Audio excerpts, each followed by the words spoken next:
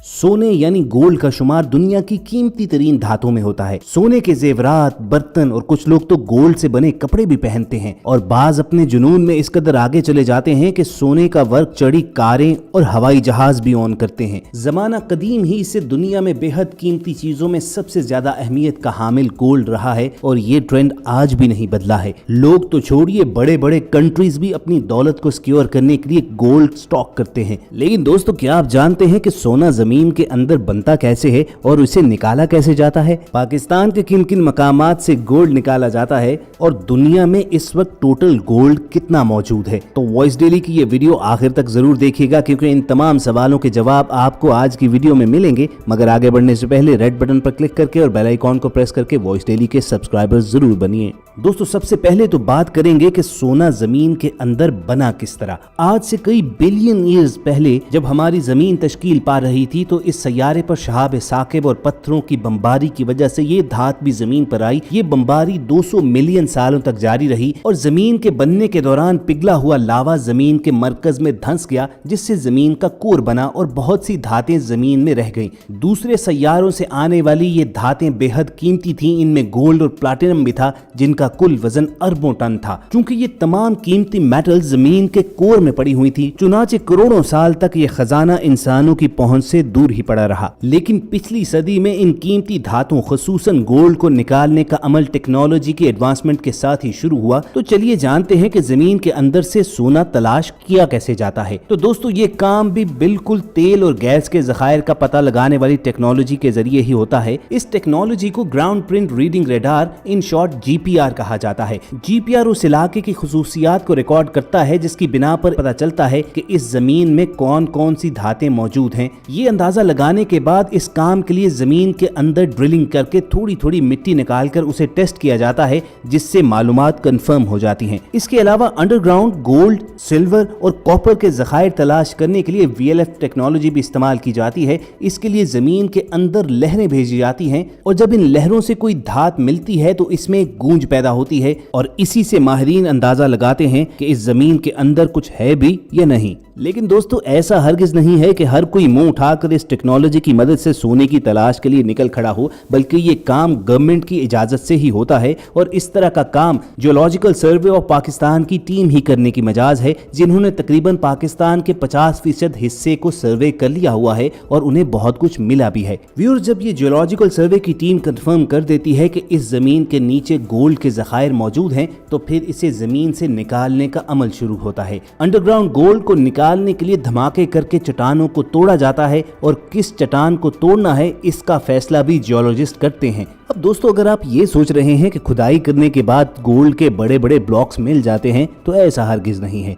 सोना निकालने वाली कंपनीज को गोल्ड के जखायर वाले इलाकों में 300 से 500 मीटर की गहराई तक जमीन को खोदना पड़ता है और उस गहराई से बड़े बड़े पत्थर निकाले जाते हैं। वो इसलिए कि सोना किसी एक जगह पर इकट्ठा मौजूद नहीं होता है। उसके बाद इन पत्थरों को बाहर निकालकर मशीन की मदद से बारीक रेत की सूरत में पीस लिया जाता है। इस काम को करने में कई घंटे लग सकते हैं। फिर इन पत्थरों और सोने के ज़रात को अलग करने के लिए अमल शुरू होता है और इस काम के लिए खास वाइब्रेटिंग टेबल यूज किया जाता है। इस टेबल पर एक कंबल नुमा कपड़ा बिछा होता है और उसे गीला कर दिया जाता है। फिर रेत की तरह पिसे हुए इन पत्थरों को उस कपड़े पर बिछा दिया जाता है और जब गीले ज़रात उस कंबल पर से गुजरते हैं तो गोल्ड के पार्टिकल्स उसमें चिपक जाते हैं और बाकी का पत्थर बाहर निकल जाता है। इस प्रोसेस को मल्टीपल टाइम्स किया जाता है, हत्ता के गोल्ड और पत्थर बिल्कुल अलग हो जाते हैं। गोल्ड हासिल करने के प्रोसेस का अगला स्टेप इस कंबल को धोना होता है। पानी में कंबल को धोने से सोने के जर्रात बिल्कुल अलग हो जाते हैं और उसके बाद इन जर्रात को पिघलाकर जोड़कर इनको बिस्किट, स्लेट्स और दीगर शेप्स में महफूज कर लिया जाता है। दोस्तों, अगर तो सोना इस तरीके से निकल आए तो फिर कीमियाई तरीकों की जरूरत नहीं पड़ती है। लेकिन अगर सोना ना मिले तो फिर उसके बाद 3 अलग अलग कीमियाई अमल किए जाते हैं, जिनमें पहला तरीका तो पोटाशियम साइनाइड, दूसरा अमलगमेशन प्रोसेस ऑफ गोल्ड, जबकि तीसरा तरीका फ्लोटिंग प्रोसेस ऑफ गोल्ड है, जिससे हासिल करदा सोना इंतहाई खालिस और ठोस होता है। लेकिन व्यूअर्स, क्या आप जानते हैं कि गोल्ड के इन बिस्किट्स और स्लेट्स के अलावा जो जेवरात आप खरीदते हैं उनमें आपको सोना खालिस नहीं मिलता है। लेकिन घबराइए नहीं, इसकी वजह ये होती है कि खालिस सोने से कोई भी चीज बनाना बहुत मुश्किल हो जाता है, इसलिए फिर इसमें कुछ दूसरी धात ऐड की जाती है ताकि इसको जेवर की शक्ल में कोई भी शेप दी जा सके। रॉ गोल्ड से ज्वेलरी बनाने के लिए सबसे पहले तो गोल्ड बिस्किट्स या पुरानी ज्वेलरी को एक भट्टी में पिघला दिया जाता है। इस भट्टी का टेम्परेचर इस कदर ज्यादा होता है कि सॉलिड गोल्ड चंद मिनट के अंदर अंदर पिघल कर पानी हो जाता है। फिर इस पिघले हुए गोल्ड को मुख्तलिफ सांचों में डाल दिया जाता है ताकि वो उसी शेप में आ जाए जिस शक्ल में उसे बनाना है। अब दोस्तों, गोल्ड बेकिंग फैक्ट्री का यहाँ तक का प्रोसेस देखा जाए तो बिल्कुल लगता है कि ये बेकिंग जैसा आसान सा अमल ही है, लेकिन असल काम इसके बाद शुरू होता है, जिसमें गोल्ड से बनी इन रॉ चीजों के ऊपर पॉलिश और इनकी रगड़ाई और डिजाइन बनाना होते हैं। गोल्ड की रिंग हो या कड़े, इन पर डिजाइन और इनकी पॉलिश मशीन के जरिए भी की जाती है और हाथों से भी। मशीन के जरिए ज्वेलरी मेकिंग का प्रोसेस ज्यादा फास्ट भी होता है और इसमें गोल्ड की वेस्टेज भी कदरे कम होती है। दुनिया भर में कई ऐसी बड़ी फैक्ट्रीज मौजूद हैं कि जिनमें एक एक किलो सोने की बार से लेकर चंद ग्राम की गोल्ड रिंग भी तैयार की जाती है। ज्वेलरी मेकिंग फैक्ट्री से इस गोल्ड को फिर मुख्तलिफ बॉक्सेस में बंद करके हिफाजत के साथ दुकानों पे सप्लाई कर दिया जाता है, जहां से लोग उस दिन के गोल्ड रेट के मुताबिक इन्हें परचेज कर लेते हैं। और रहा ये सवाल कि सोना आखिर इतना महंगा क्यों होता है, तो ये जान लीजिए कि दुनिया भर में यही असूल है कि जो भी धात जितनी मुश्किल से और जितनी कम मिकदार में दस्तयाब होगी वो उतनी ही महंगी होगी। यही वजह है कि जिन ममालिक में गोल्ड के ज़खायर मौजूद हैं और वहाँ से सोना निकलता है तो वहाँ पर गोल्ड की प्राइस दूसरे कंट्रीज के निस्बत कदरे कम होती है। चलिए जानते हैं कि पाकिस्तान में गोल्ड के रिजर्व्स किन इलाकों में मौजूद हैं। बात की जाए पाकिस्तान के सबसे बड़े ज़खायर की तो वो सूबा बलूचिस्तान में दो बड़ी कानें हैं, जिनमें से एक रिकोडिक और दूसरी सेंडक कहलाती है।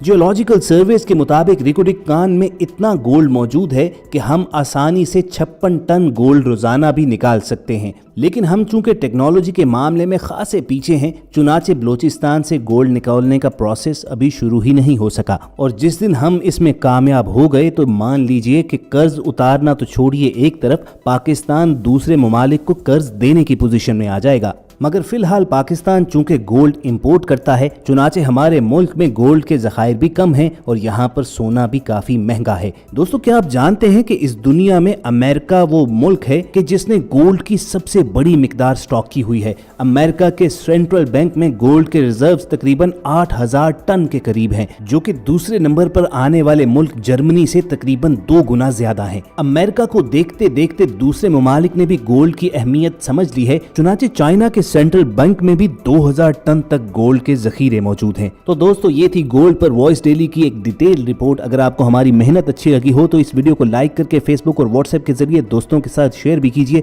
और ऐसी ही इन्फॉर्मेटिव वीडियोस फ्यूचर में हासिल करने के लिए रेड बटन पर क्लिक करके और बेल आइकॉन को प्रेस करके वॉइस डेली के सब्सक्राइबर्स बन जाइए। बहुत जल्द दोबारा मुलाकात होगी। सुनते रहिए वॉइस डेली।